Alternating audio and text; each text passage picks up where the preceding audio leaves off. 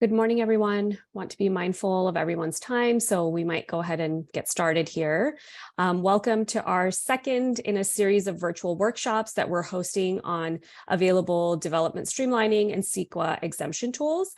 My name is Nasha Lalani. I'm the project manager for this project on behalf of SCAG, and I want to take this opportunity to welcome any elected officials that we may have with us, any city staff, as well as other stakeholders that are here to join us this morning to learn more about recent changes to density bonus law. We're really excited to continue presenting this project to you. And I'll just introduce with a little bit of background on the progress that we've made to date on this particular endeavor. And then I will turn it over to the lovely consultant team that's here today to share more with you. So this project, as you'll see on the next slide, is funded and managed by SCAG. These are through the Regional Early Action Program funds that we've received from the State Department of Housing, HCD. And so based on that, we've taken, off on this project. And thus far, as you'll see on the next slide on our website, for those of you that haven't had a chance to take a look, we have already produced a series of guidance materials. There are a range of PDFs available for your consumption and review on our website, where you can explore more even beyond the topic that's being presented today. The PDFs include helpful checklists and worksheets that hopefully you can utilize to better understand the subject matter. In addition, you can also take a look at our website if you want to learn more about the prior workshop that we had. There's a recording available. We'll be posting today's recording as well as any other materials on the future upcoming workshops if you're interested. And lastly, before I turn it over to the consultant team, I will just share as a reminder, that while we are providing guidance, the purpose of this workshop and the materials we've produced is largely and solely informational. We are in no way providing legal advice in any way, and we leave it to the discretion of those of you participating, including the various jurisdictions, to make sure that you're doing your own independent, thorough analysis, which I'm sure you will if you're pursuing a particular project that may utilize these streamlining tools. So again, this in no way constitutes legal advice or legal opinion. And my email address will be shared throughout the presentation. So if you have any further questions, feel free to reach out. At this time, I will turn it over to the consultant team to present today's workshop. Thank you, Nasha. Good morning, everyone, and thank you for joining us today. My name is Jean Ward, and I am the Manager of Community Planning Services at Civic Solutions, and I provide consulting management for long-range planning projects for cities in Southern California, including housing policy and implementation of state housing laws, and I'll be moderating today's session. And our two main presenters are my colleague at Civic Solutions, Edith Medina. She's a planner and PhD policy researcher with an emphasis on housing policy, affordable housing, and landlord-tenant relations. And in addition, we're joined by Margaret Sohagi, managing partner of the Sohagi Law Group, whose practice for the last 30 years has focused on assisting public agencies with land use and housing law, CEQA, and NEPA. And prior to her legal career, Margaret was a practicing planner. Next slide. So state density bonus law, which was originally enacted in 1979, created a mechanism to obtain more favorable development requirements for projects with affordable or senior units. And it is imposed upon local governments to enforce when developers submit plans.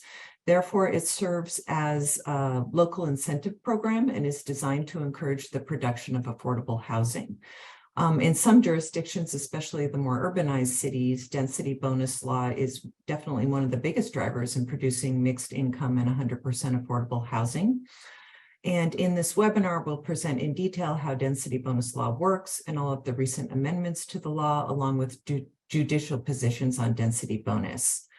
And as Nasha said earlier, in addition to the information presented in this webinar, we will always refer you back to Government Code sections 65915 through 65918. And while long, all of density bonus law is contained within these sections, so you should always ultimately rely on the Government Code and your legal counsel. So our agenda for today, we just have a few announcements and housekeeping items. We want to run a couple of quick polls with you to learn more about a couple things from you. We'll have an overview of density bonus law. We're going to talk in depth about incentives and concessions versus waivers and what those are and what the differences are between those, as well as recent amendments to density bonus law. And then we should have plenty of time at the end for questions. So now on to our housekeeping items. First, this presentation is being recorded and it will be available on SCAG's webpage where the development streamlining resource materials are located, and we will be able to get that up within about 2 weeks. For questions, please write your questions in the Q&A box. You can start writing your questions in any time during the presentation, and we'll address them afterwards in the time that we have permitted. And in addition, if you come up with some questions after the webinar, you can send them directly to Nasha, and her email address is on this slide. And then finally, as we mentioned in our first webinar a couple weeks ago, we're going to be following these webinars up with office hours. And dates and how to sign up will be forthcoming over the next several weeks. But we did want to run a quick poll to get your input on preferred format of the office hours and the most likely topics to cover. So I think Jamie would have started running this poll. And the questions are really about if you are interested in participating in office hours to receive additional information. If so, there's a couple of options on what format is preferred, and then also which topics are of most interest to you. So you can just be super quick poll. You can be working on that while I move forward with the rest of our housekeeping items. So next slide, Adit.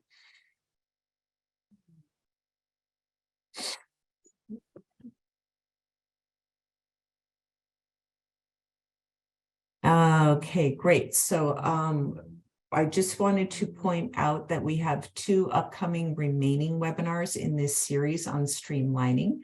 And you can register for those now. And those are going to focus on the CEQA side of streamlining. So the first one is going to be on Tuesday, May 23rd, and that's on CEQA streamlining overview and housing exemptions. And then the next one, next slide, is Tuesday, June 20th. And that will be on CEQA streamlining from prior CEQA documents for housing projects. So we did want to make you aware of those. So I think now that should have given everybody enough time to give us some feedback on office hours. And again, we'll keep that internal, and we're going to use that to inform our next steps in how we present office hours to you. And before we go into the presentation, Jamie, if you could close the first poll and open the second poll on density bonus law. And Jamie's going to share this one so that everyone in the webinar can better know where all of our participants stand with their understanding of density bonus law and processing density bonus applications. So the first question is, how familiar you are with recent legislation passed that made amendments to density bonus law.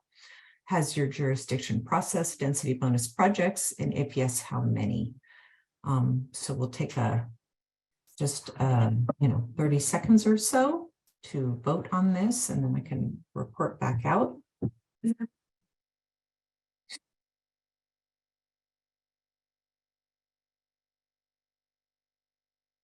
Jamie, if we have about maybe half the respondents. Yeah, I'll go ahead and end it, and we will share that in just a moment.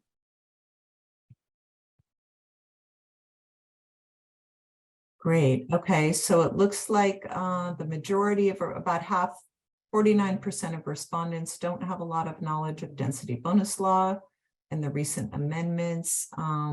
We have about a little over half of jurisdictions have processed density bonus applications with some no's and an I don't know, some I don't knows. And then looks like for those that have processed them, not that many. Most jurisdictions have processed 0 to 5 applications as opposed to 6 or 10 or 11 or more. So, okay, so with that, I'm going to pass it over to Adit and Margaret to start talking about density bonus law. Thank you, Jean. Good morning, everyone. Again, my name is Adit, and we will begin our presentation with a quick overview of the density bonus law. This is located in Government Code Section 65915 to 65918. So the density bonus law was originally enacted back in 1979, and it allows developers to increase the density of above the maximum allowed per the general plan land use. And so by doing so, developers then agree to provide affordable units. And then these new affordable units have to be reserved at below market rate. So in addition to granting rights to housing and mixed-use developments to increase the density, the law asks jurisdictions to grant three things to qualifying projects. One of them is incentives or concessions that provide cost reductions, another is waivers of development standards, and reductions in parking requirements. And not all the projects qualify. And so basically the law states that any project that proposes at least 5 or more units and meets one of the criteria below, here's a table, is eligible for a density bonus.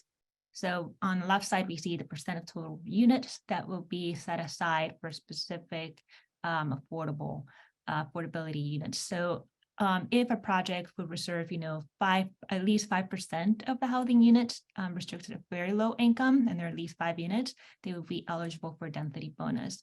If a project is, at least 5% of the housing units that are restricted to very low income, for a transitional foster youth or disabled veterans or homeless, they're eligible for density bonus. Here we have 100% of all the units that are restricted to affordable units that exclude the manager's unit, and it would be a max of 20% moderate units. So that would also be eligible for density bonus. On the bottom, no affordable units are required for senior housing projects or age-restricted mobile home parks or shared housing.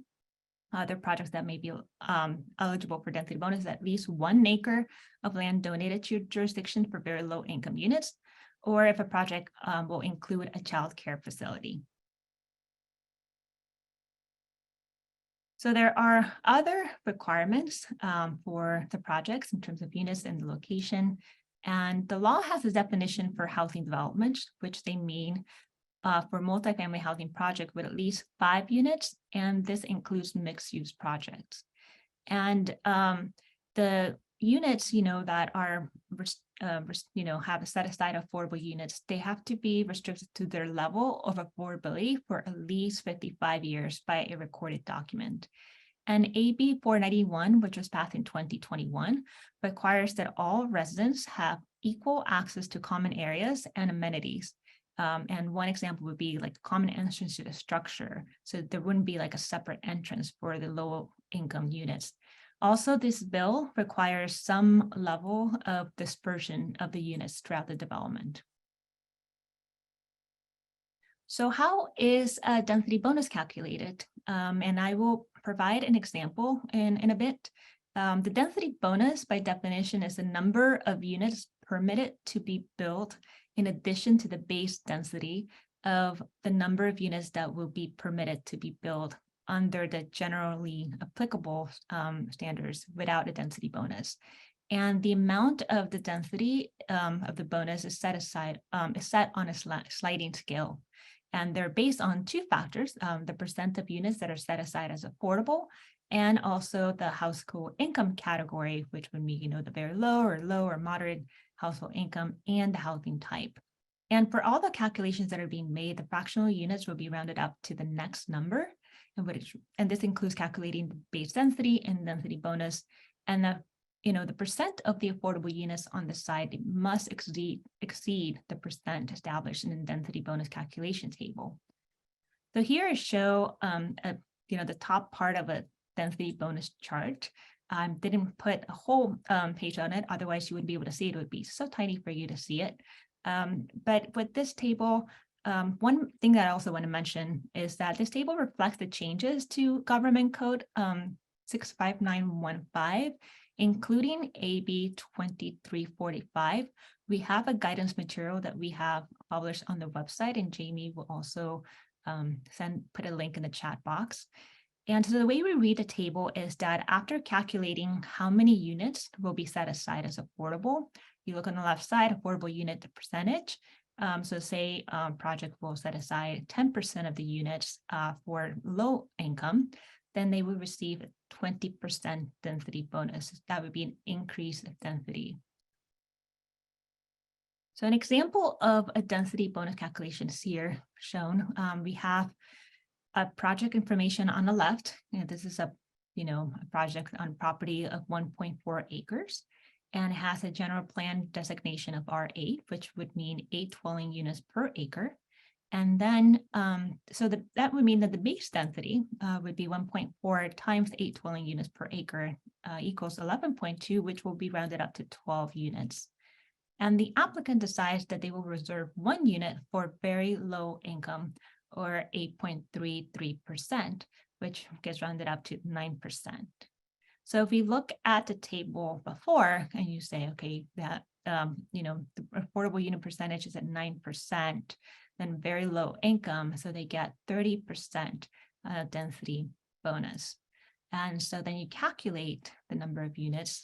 So 12 units times 30% bonus, they can build up to 15.6 or round it up to 16 units. So there are parking requirements as well. And here on the left side, you will see a table showing for maximum parking requirements for studio 1 bedrooms, 2 to 3 bedrooms, and 4 or more bedrooms. And the AB 2345 made changes to 2 to 3 bedrooms. It used to be more, now it's less, it's down to 1.5 spaces. And also jurisdictions cannot require parking standards for certain projects, and we listed them here. Those projects are affordable transit-oriented housing, those projects that set aside 20% for low income, or at least 11% for very low income, or at least 40% for moderate income, and they're located within a half mile of a major transit stop with no unobstructed access. And also, the jurisdictions cannot require parking standards for other projects that are also affordable transit-oriented housing for special needs, or for port rent housing development for individuals 55 years of age or older. It used to be 62 years. It's been changed to 55 based on AB 2334, and Margaret will explain more about this bill later. So what are incentives and concessions? So incentives and concessions, they both basically mean the same thing, and they're not different from one another. There's a definition on it in the law. Incentives include a reduction in site development standards or a modification of zoning code requirements or architectural design requirements that result in identifiable and actual cost reductions to provide for affordable housing costs. So basically, this means that incentives would allow developers to deviate from the design standards or other development standards when they're, when doing so would make the construction of the project economically infeasible if they're not approved. And incentives are definitely, they're limited in number. So and I will show a later table on how many incentives can be requested. So they're limited in number, unlike the waivers. So now Margaret will share regards to determining economic infeasibility. Thank you. Yeah, I just wanted to take a minute here and talk about one important court case that sort of interprets the statutes that we've been talking about and clarifies a couple of points. And it's always nice when we get a court decision that actually clarifies some legislation, whether you agree with it or not. So Schreiber versus the City of Los Angeles was a 2021 case. And the court held here that this density bonus law preempted a city ordinance that required financial documentation from the applicant to show that a project would not be economically feasible without the requested incentives. The court explained that density bonus law does not require applicants to establish that the grant of incentives or waivers would result in a cost savings. That's not for you, the developer, to do. Instead, as the court clarified, the burden is on the city or the county to overcome a presumption, that there's a presumption in this legislation that these incentives and waivers will result in cost reductions. So the city or the county is always required to grant an incentive or waiver unless it can make specified written findings. And we're going to talk about these a few times so that you'll have them on the top of your mind. To deny an incentive or waiver, you must be able to show, one, that it would not result in an identifiable and actual cost savings, or two, that it would have a specific adverse impact on the public health and safety, or on a property that's listed on the California Register of Historical Resources, or in some way be contrary to state or federal law. The bottom line, having read Schreiber and its interpretation of the law, is that while a city or county may require an applicant to provide reasonable documentation, and that's the language that the court used, regarding cost reductions, it may not require information to demonstrate that the incentive is necessary to make a project economically feasible. And I think those are very difficult things. In other words, applicant, you come in, you don't have to prove that you need those incentives or waivers. That is a presumption that's already established in the law. Thank you, Margaret. So how many incentives, concessions then can be requested and so when you see here on the table, on the left side, we have an income category and then the percentage of affordable units reserved. So if the applicant comes in with a project, then they're going to set 17% of the projects to low income, they can get a maximum of 2 incentives. And if they want to set aside 30% to moderate income, they would get an incentive up to 3. Here we show also student housing reserve. An applicant would reserve 20% of the units as affordable, they get a max incentive of 1. And for senior housing, if they reserve all the units as affordable, then they get a max incentive of 3. So we show here there's 4. We have footnotes as well. So the first one is that to qualify for 4 incentives, the project must reserve at least 80% of the units to lower income households. So it can be a combination, and the remaining 20% may be reserved for moderate income households. And then also AB 2334, which Margaret will touch on later, is for 100% affordable projects in very low vehicle travel areas within designated counties, and there are 17 of them, and they will be eligible for a maximum of 4 incentives for concessions. So what are waivers? And waiver is a reduction or modification of any development standards and other regulations when requirements to making the construction that makes it physically infeasible if they're not approved. And so the definition here kind of sounds similar to incentives concessions, except for incentive concessions about economic infeasibility, waivers physical infeasibility. And developers have to provide written documentation to justify why waivers are needed. And waivers are unlimited, unlike concessions or incentives. Development standards can include, height limitations, setback requirements, floor ratio area, on-site open space requirements, and so forth. So to determine physical infeasibility, the applicants have to provide sufficient documentation, as I said earlier, and to demonstrate that physical infeasibility, right, if all the development standards are applied. And I'm going to go over some examples of waivers. So one example of sufficient documentation would be just a written explanation with a waiver exhibit showing, how all the development standards are met. It will make it physically infeasible to build. So, and these examples that I'm showing are also real world examples, and they have proven to be quite helpful for decision makers because they're pretty visual. And so here we have a senior housing project being developed in an area that has a lot of slopes and hills, and the applicant requests a parking waiver. They saw that they needed, if they were to, apply all the applicable standards to accommodate everything, it might be difficult to build all the parking requirements of, and so this one saw that they needed to build 108 parking spaces. And what we see here on the right, you'll see that the dark gray area is the building area. And then they accommodate also the common open space. And the dark green is the required driveway width. And the red stripes here is showing that if they were to build all the parking spaces, there is a loss of approximately 12 units. And they also show that there's a slope site that is not usable for parking. So waiver was needed, it was shown here, and the waiver was granted. Here's another good example of visually showing a waiver for heights.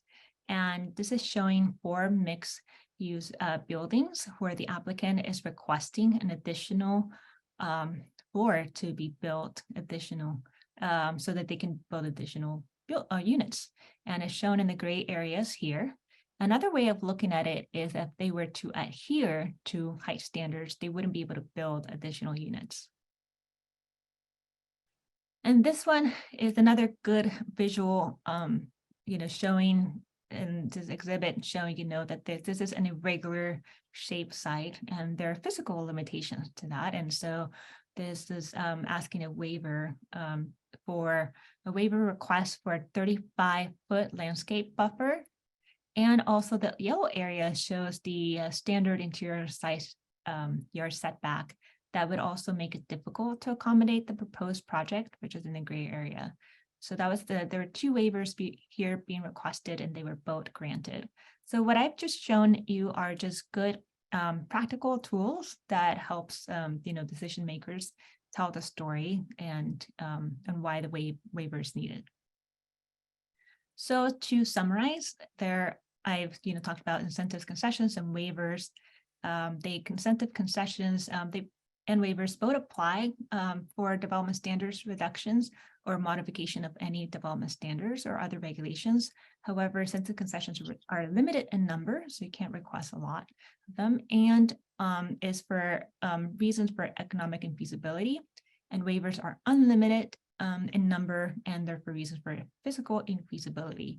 So the incentives and waivers are not to get more density, they're just ways to not adhere to the development standards when the applicant wants to build a project and makes it infeasible to build.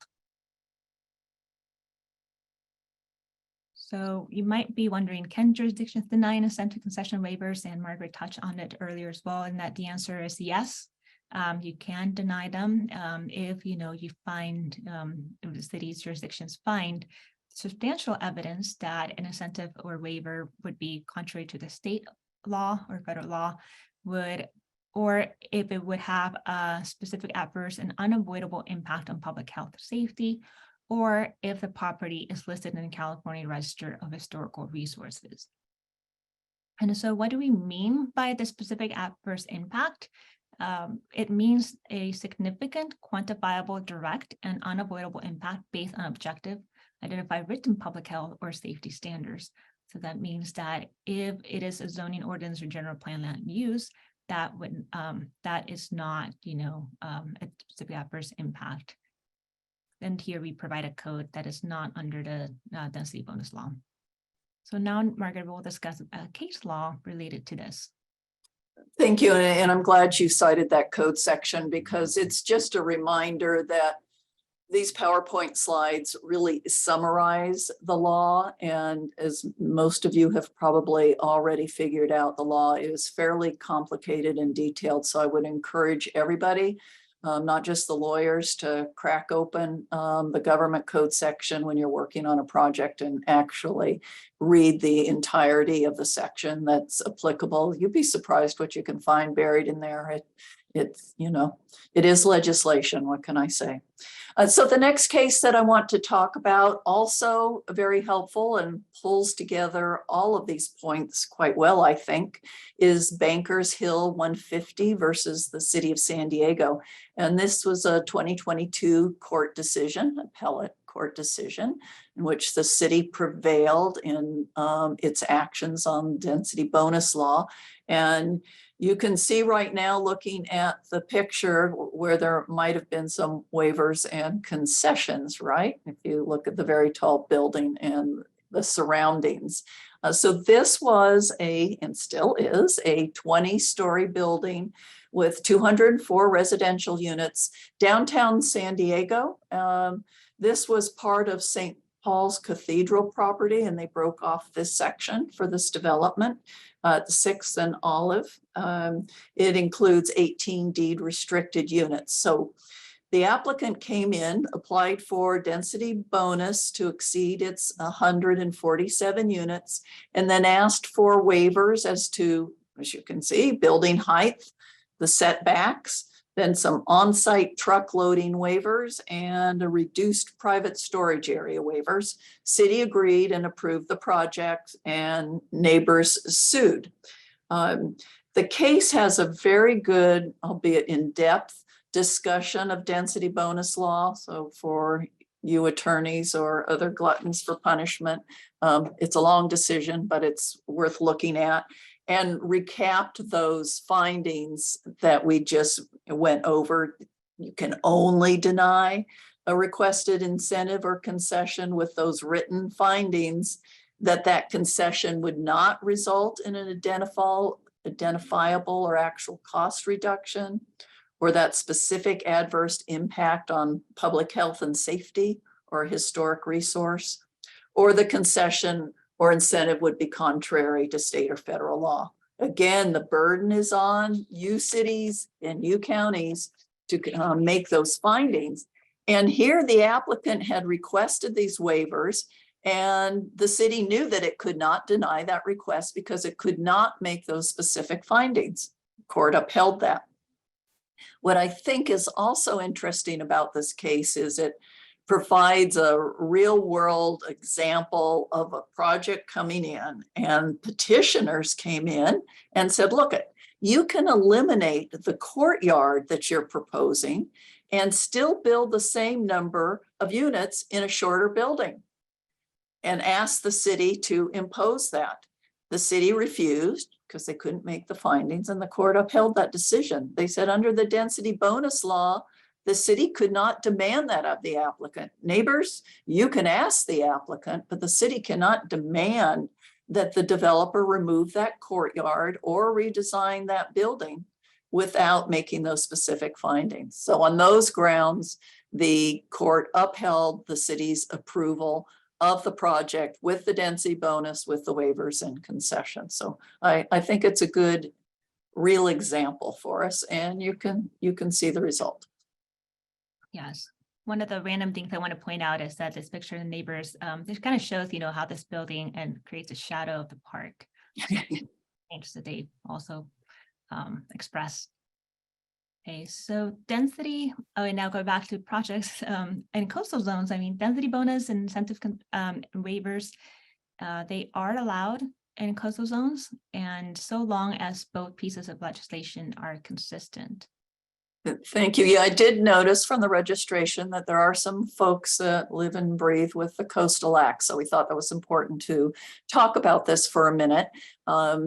The Coastal Act itself was amended in 2021 to embrace density bonus law. So basically it says a local jurisdiction with a certified local coastal plan. Yes, you are applying the density bonus law in the coastal zone. And if something is appealed to the Coastal Commission, they are applying it as well. The only caveat to that is that it cannot conflict with the Coastal Act. Probably no surprise to many of you that work in this field. So either the city or the county that's issuing the permit, or if something goes to the Coastal Commission on appeal, challenging the density bonus application, the commission must make the finding on substantial evidence that the density that is sought by the applicant cannot feasibly be accommodated on the site in a manner that is in conformity with a certified local coastal plan, and basically that you're not impairing the edicts of the Coastal Act. Now, the way it generally works is you update your density bonus ordinance if you're a coastal city or county. You take that to the Coastal Commission for approval. You're going to hash out any disagreements you have with the face of the ordinance. And then as projects come in, you're hoping that things go smoothly unless something is appealed and there's found to be a substantial issue and it's heard by the Coastal Commission. So just a caveat for those of you that practice within the coastal zone. So thank you. Thank you. So pass it on to you again, Margaret.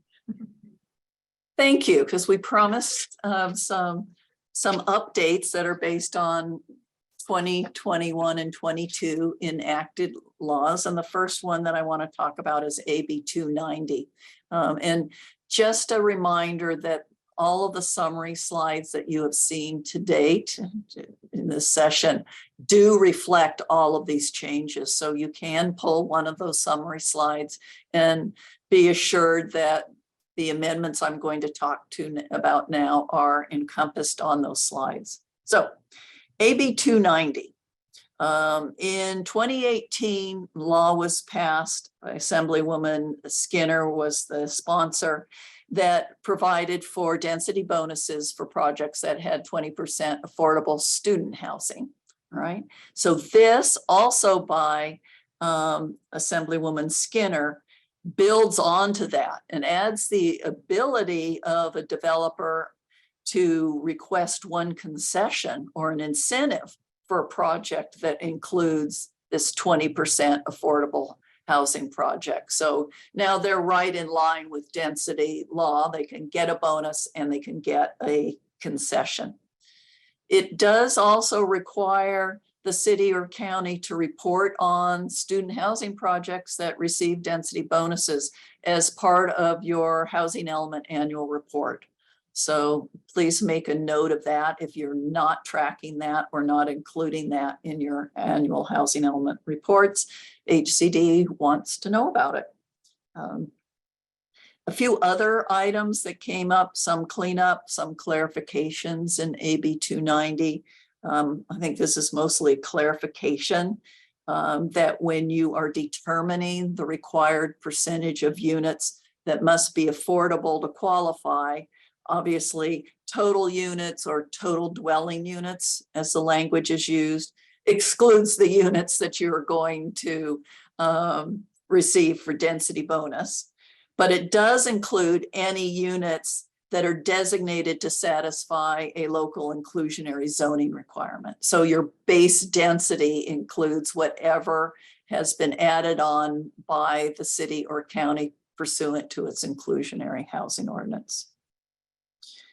It also clarifies that when we talk about an impact on the physical environment in making findings, we're not talking about a CEQA impact. We're talking about having to make the finding that you have a public health and safety issue. As important as the CEQA impacts are in the density bonus world, they are not synonymous with an impact on housing, on public safety and housing. There's also a new parking requirement through this legislation, a maximum of half a space per bedroom for development that includes 40% moderate income for sale units, as long as it's within half a mile of a major transit stop to where residents have unobstructed access. So a tweak on the parking, and that is also shown on the prior parking slide. Next slide, please. Okay, here's a pretty clear piece of legislation from Sacramento, and I think it may answer one of the questions I happened to catch in Q&A. Very straightforward. Affordable housing impact fees, including inclusionary zoning fees, in lieu fees, are prohibited from being imposed on a housing development's affordable units. Okay, no fees on the units. So let's talk about AB 2334 for a minute. It has several parts to it. This is effective as of January 1st, 2023. It updates the definition of maximum allowable residential density for when you're determining your base density. So in a jurisdiction, you may find that your density under your general planned land use designation is different than your density under your zoning ordinance. When you have that inconsistency, you use the maximum density between the two. Whatever's the higher becomes the density that's allowed. Now, many jurisdictions have switched to form-based code. So this legislation steps out a methodology for calculating base density in those scenarios. So what the legislation says is that you look to what would be the realistic development capacity of your site based upon your form-based objective standards. So that would be your floor area ratio, your site coverage, your height limits. And you take those objective standards and translate that development capacity into a specific number of units, which you would add your density bonus. New to this legislation, the applicant may now provide a base density study with their application, and you as a local agency shall accept it and accept that base density, those base density conclusions, provided it includes all of the applicable objective standards. So if the city or county feels like you didn't capture, developer, everything from our farm-based code, we're going to show you the additional standards that we think are applicable. Otherwise, if all the standards are in there, you are going to accept the base density that's presented by the applicant in that study. All right. So this is already a common method in some jurisdictions that are using form-based codes. I don't know if that's the case in all jurisdictions.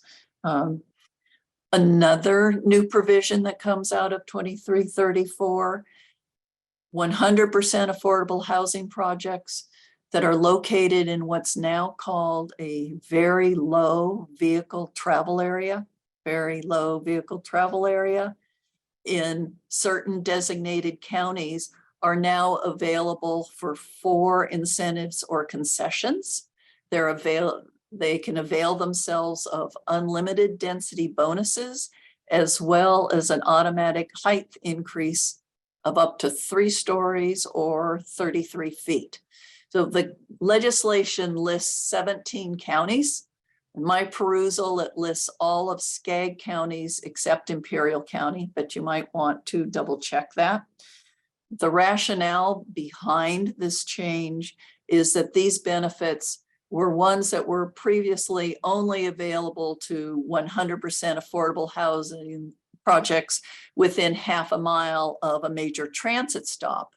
And what the legislature found in studying this was a concern that many jurisdictions and areas don't have public transportation at a level of service to take advantage of these 4 incentives or concessions and the unlimited density bonuses, et cetera, et cetera.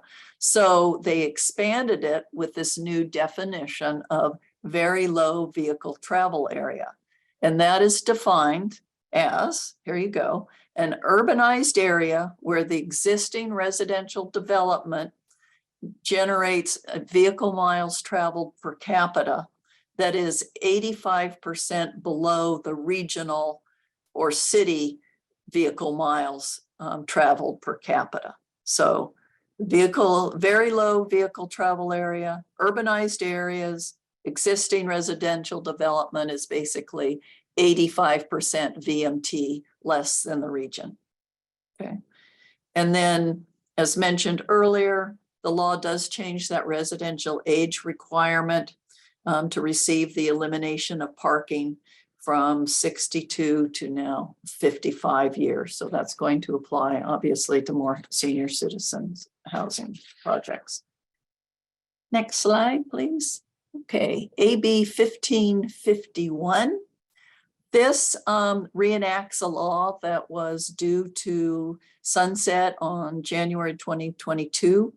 And this is the law that provides for state density bonus law benefits for commercial projects that include affordable housing. So with AB 1551, the law will stay on the books until 2028. But let me recap for a minute what the requirements are for a commercial mixed use project to receive a density bonus. To qualify, the commercial developer must partner with a housing developer or provide housing that contains 30% low-income units or 15% very low. 30 low, 15% very low. The housing must be on the site of the commercial development or on a site that's within the boundaries of the city or the county. And it must be in close proximity to public amenities. That would include schools, employment centers, and be within half a mile of a major transit stop. So if you meet those qualifications as a commercial developer and you've got this component either on property or close to property, you are granted several incentives. A 20% increase in maximum allowable density compared to what's in your general plan, up to a 20% increase in maximum floor area ratio, and a 20% increase in maximum height requirements. And don't forget, you get the use of a limited applicable elevator for the upper floors. Anyway, this tool, I think, could be useful for jurisdictions that want housing developed in tandem with commercial uses. So wanted to make sure that everybody understood that this is still on the books through 2028. And that takes me to the last new piece of legislation, and this is AB 682. And this gives us a new definition of shared housing with some new requirements. The idea behind AB 682 is sort of to ease roadblocks that have been facing some co-living housing projects by creating a definition of shared housing. A shared housing building is residential or mixed use with 5 or more, as you can see on the slide, housing units, and 1 or more common kitchens and dining areas for permanent residents, which means they're there for more than 30 days. It qualifies for density bonus if it has 10% lower income units or 5% very low income units, or is a senior housing development project. Okay. It does, as we mentioned on the slide, prohibit jurisdictions from requiring any minimum unit size or minimum bedroom requirements, as long as it meets the eligibility that we just went through. So that's a new project and tool to put in your toolkit. So with that, we've whirled through the newest amendments. Again, they're already encompassed on the earlier slides. So Jane, I will turn that back to you.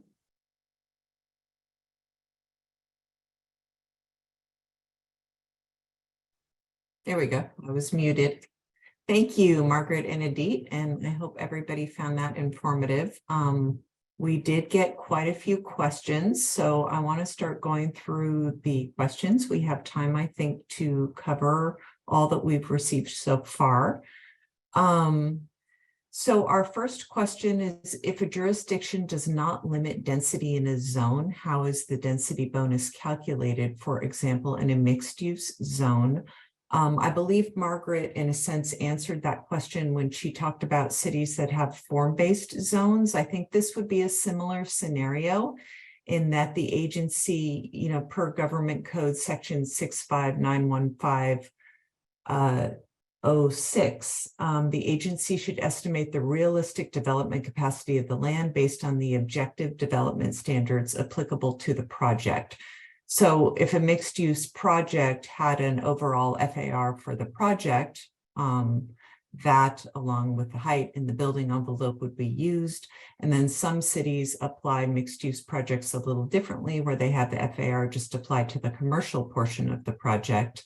But still you would use the remaining development standards to calculate the building envelope for that site. And that would be your maximum density upon which you would add the density bonus law. Margaret or Ben, I don't know if you want to add on to that. You're muted, Margaret. You have covered it well. Let's see this next question, Margaret, just stay unmuted. It's more on the Schreiber case. Would that also apply to a request for a waiver or reduction of permit or impact fees, not just the concessions and incentives? No, as I read it, I mean, first of all, the case was only on incentives, and so I wouldn't want to expand it, except that we know with waivers, concessions, those same findings have to always be made. The impact fee portion of this question was the new legislation that I just covered, that you cannot charge impact fees on the affordable units. Okay. The next question says, I thought senior housing was by definition affordable. So do we need to record an income related covenant or just an age related covenant? Senior housing by definition is not affordable. So I can answer that portion, but do we need to record an age related covenant? I would imagine so. Otherwise, you're not going to be able to sustain it as 55 or older. Right, but no, it's not by definition affordable. Let's see, we have a question. Can you name 2 density bonus project examples where jurisdictions evaluated cost savings? And did those jurisdictions have consultants produce the cost saving evaluation reports?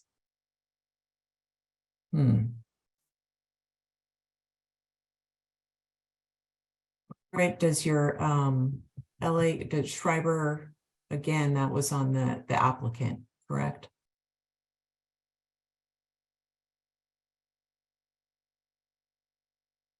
Yes. Margaret, the Schreiber case? I don't have any you're asking Jennifer for examples. I don't have any. I could certainly do a little poking around and touch base with you later on that. I'd be interested to see if any of the consultants have started producing evaluation reports myself. Jane, I don't know if you have run into that in practice. I have not yet, but I will look into that as well. Right. And then Rachel, you have a question which I could take offline with you tomorrow if that works for you, or Monday.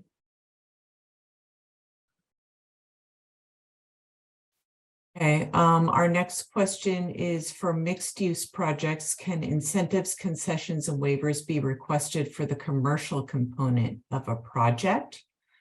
I will let Ben and Margaret chime in on this one, but it is my understanding that so long as that commercial component of the project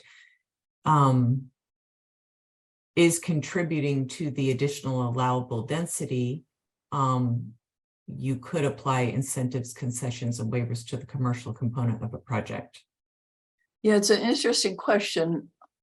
I'm wondering if that's true, and maybe we could get back to you, if they are separate, because you can have it off-site, right? You can have your commercial development as long as it's within the same jurisdiction. And there may be a couple people online that have experienced that as planners that have the answer readily. So I don't know if the projects are separated, if that's the case. Right. Okay. Yeah. If it's a separate project, then I'm not sure. But if it was in one, one building, one vertical mixed use building, yeah, then I think it could apply. And so my sense is, it does, but I don't want to shoot from the hip on this. Goes back to consult your attorney, or at least read the fine print. Let's see, next question. In your waiver scenarios, did the city consider asking the developer to build fewer units so that more land area is available for parking? I don't know. I didn't work on that Bankers Hill case. It would certainly not surprise me if either the neighbors or the city had that discussion to try to resolve the dispute with the neighbors. I would certainly hope that there was some back and forth, but obviously it didn't resolve the issue. We needed the Court of Appeal. Yes, I wondered if the question was referring to one of the waiver examples. And yes, because it was asking if the city consider asking developer to build fewer units, the more land areas available for parking, etc. But this is just a situation where it's a senior housing, they want to build more units, and so because they want to meet that density bonus as well. So that it was just to show that they wanted to build fewer parking space so that they can, accommodate all the units they wanted to build, that they were eligible for the density bonus. Right, and I think the question is maybe could the city in that case go in and try to negotiate and talk them down in units to get a couple parking spaces back? And yeah, I don't think we know with those examples. Okay. Let's see, what is our next question? Are concessions and incentives and waivers to be approved at a public hearing, or are cities able to adopt an ordinance to approve at a staff level? To my knowledge, there's no requirement for any kind of public hearing on these. Margaret or Ben, you could chime in on that, but go ahead, Margaret. Yeah, it's whatever is required under your local jurisdiction's code. But I think the second part of that question, are cities able to adopt an ordinance to approve at staff level? You're going to need to talk to your city attorney about your code. Yeah, I would say talk to your city attorney. I have seen examples. There are some cities out there where I have seen them create a sort of, on menu list of incentives that would be processed through a ministerial review process. And then they identify some off menu incentives that would then become a discretionary process. I have seen this, but I would still talk to your city attorney.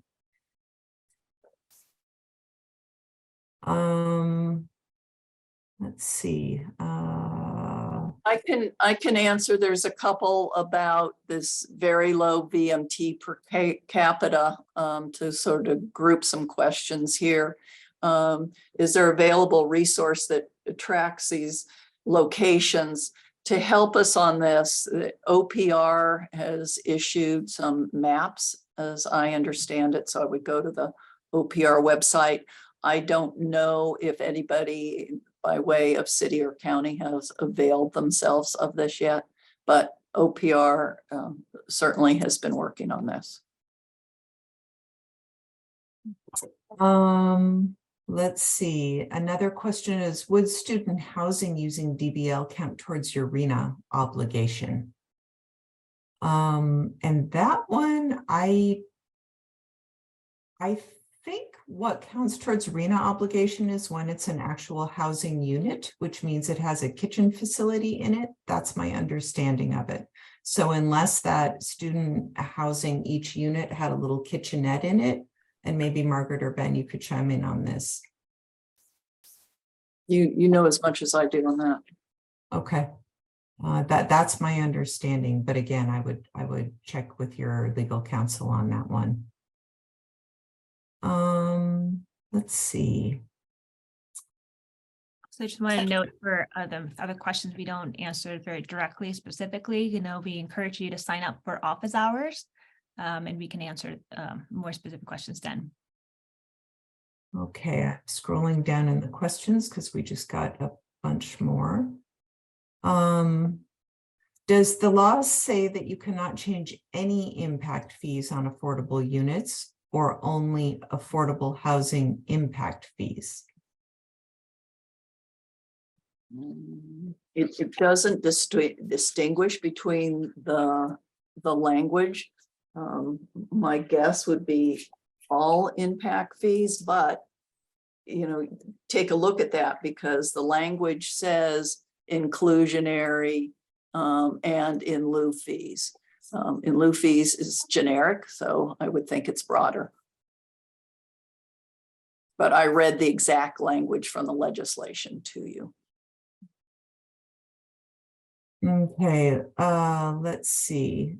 In mixed use, are reduced parking only for the residential portion of the project and not the commercial portion? I think this goes back to our conversation about, can the waivers apply to the whole project if it's a mixed use project? Right. And shooting from the hip, my guess is yes, but double check it. Right. I mean, it does state, for these are maximum parking requirements for the units that have bedrooms. But that is yes. Check with. Okay. Sure. Okay, let's see. For AB 682, if there is no unit size minimum, could someone take a 5-bedroom home, call each bedroom a unit, and then share the kitchen area? Yeah, you've got to have tenants, longer than 30 days, right? This becomes almost like a 6-pack, right? And you've got to have common living area, common dining, common kitchen.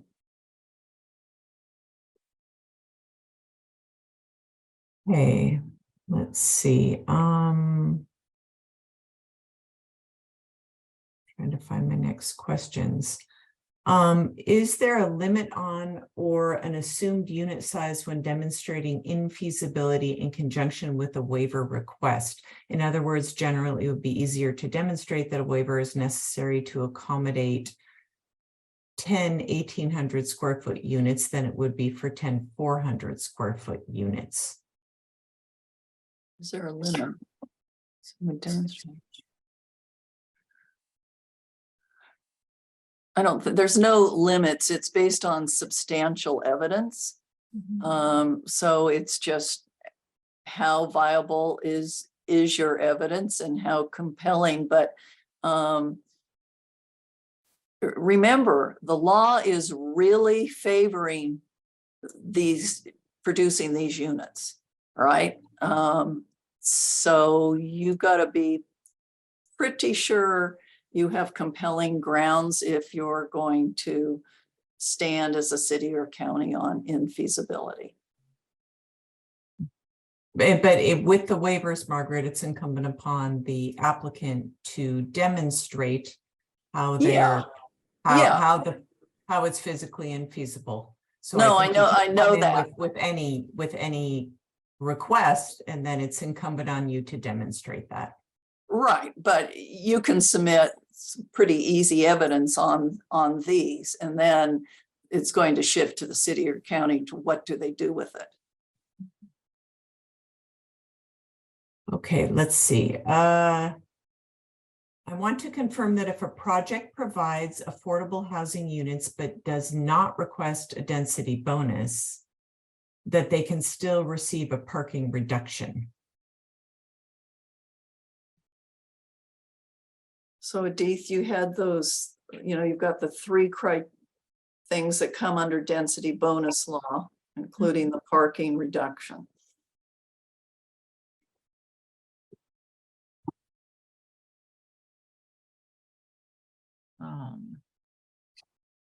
So be requesting density bonus. I mean, this is the project. I mean, if it's got affordable housing.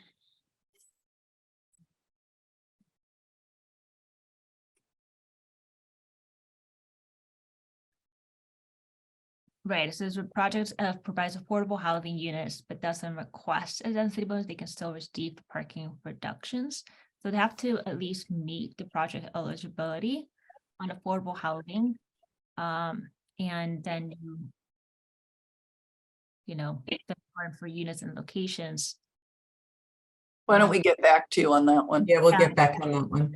You can handle that in office hours. So another question to confirm, if the base density at a city allows up to 4 units on a medium-sized lot, does that mean the project would not qualify for DBL because it's not at the 5+ mark? And that is correct, that they are defining this with 5 or more units. That is the government code. So in this case, if the applicant is asking for 100% affordable unit bonus and he ultimately wants to build 8 units, must we allow him the bonus? And I think the answer is no, because this doesn't qualify under DBL law because it's not 5 or more units. It's not a housing development project. Okay, let's see. If a developer wanted to build a shared housing project using DBL, would a jurisdiction be required to allow shared housing even if it was not already an allowed use in the city's ordinance? If it's in one of those residential zones, yes. Okay. If it's in a zone where somebody could come in with a density With a bonus project. housing development project, yes. Okay. Is there a commonly accepted definition of unit for SDBL purposes? Is there a definition for shared housing units? And what about a project that doesn't even meet the minimum for that definition, i.e. does not provide individual kitchens? Well, then it's definitely not a shared housing unit, because that was very specific as to having shared kitchen and dining. You know, basically like what we used to call a boarding house. Right. And my understanding of housing unit as it relates to housing element law anyway, is that it has some sort of kitchen facility. If it's even if it's, you know, as little as a kitchenette, Correct. it must have some sort of kitchen facility. So Margaret, I'm assuming that same definition would apply to DBL. But maybe this is something we can circle back on. There are other laws that provide parking breaks for affordable housing. Yes. Good point. So thank you for that. So for the people that were asking about reducing parking, you've got to think beyond density bonus. Right. Can a developer ask for an incentive concession for a prohibited use in an SDB project? For example, for commercial to be developed in a residential zone that currently prohibits it? I don't think so. I'm assuming this is a residential zone where somebody is wanting to come in with a mixed-use project, but this zone does not allow mixed-use projects. I don't think that would be permitted. Margaret, any additional? Nope, that's right. Okay. Let me see if I missed any questions in here really quickly, because I think we've gotten through most every time questions. Erica did provide a little clarification. Oftentimes a general plan land use designation applies to more than one zone. This is one thing Margaret touched on earlier. So cities are trending to not set maximum densities in their general plans, or maybe are the general plan land use designations and zoning more correlated now? Right. It's the same answer. You're going to have to come up with some objective compilation of objective standards to come up with a base density. And I do think cities in some cases now are considering more directly correlating the general plan designations to their zones in a one-to-one. I think this has some downsides to it as well, but I do think it's now a consideration when jurisdictions are doing general plan updates or development code updates and thinking about how their zoning correlates to their general plan. It's now just another factor you have to think about. I do have an answer for the question in regards to reduced parking requirements. So if the project does qualify for a density bonus, even if the developer does not request density bonus incentives waivers, you can, grant reduced requirement. Okay, good. Trying to see if there are any other questions that were missed. Let me just scroll through and see if are there streamlining provisions in the density bonus law? No. No, the streamline, I mean, often when somebody's submitting a density bonus application, it might be in conjunction with an SB 330 application, which is something we went over in our prior webinar. Let's see, and then one other question from Patrick. Oh, here we go. One more question. Can a city's utility undergrounding requirement be removed from a project under concessions incentives? I haven't tried that one to know how far it can go. I think you can certainly ask for it. Do you have to grant it? What findings can the city make or the county make to refuse it? So that's the question. Health and safety. The same law applies to all of these. Okay, and I don't think there are any additional questions that I missed. Does anybody else see any questions on our side that we have missed? I'm reviewing as well. I think we've covered all the questions, which is pretty good. And if anyone else has additional questions, you can type them. Or if you come up with other questions, you can also email. Contact Nasha is on the slide. And we encourage you to sign up for office hours as well. Great. Thank you so much, everybody. Thank you.